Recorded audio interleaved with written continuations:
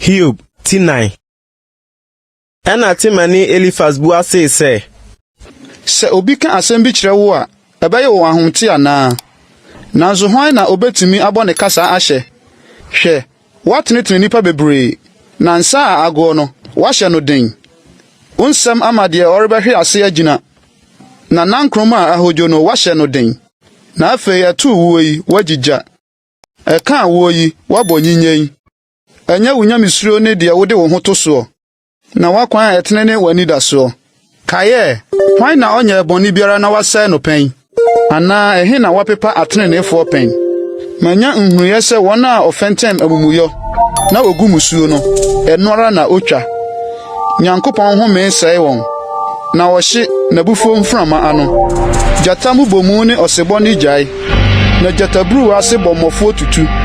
hanambɔ asire mu sɛe manuwu na jata bere ma bɔ pete na me de asɛm bi wiewia ne ho baa me nkyɛn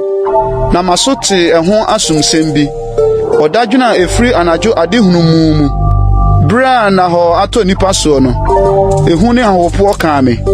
na ɛma me no mpe nyinaa wosoi na honhom bi twa mu fa mani so me hu nwi nyinaa sɔre gyinagyinae egyinae nanso manhunu ne suban bi gyinagyina mani so mete ne bɔkɔ bi sɛ ɔdasani tenesene onyankopɔn ana ɔbarima ho tesene ne yɛfo hwɛ ne nkuwa mpo ɔmfa ne ho nto wɔn so na nabɔfo no obu wɔn sɛ wɔtom na nkantom wɔn a wɔte dɔte adan mu na wɔnyina so wɔ mfuturo mu na wɔfurofuro wɔn sɛ abubumaba efiri anɔpa kosi anwummerɛ na waposa wɔn ɔyera krakra a obi nwene ho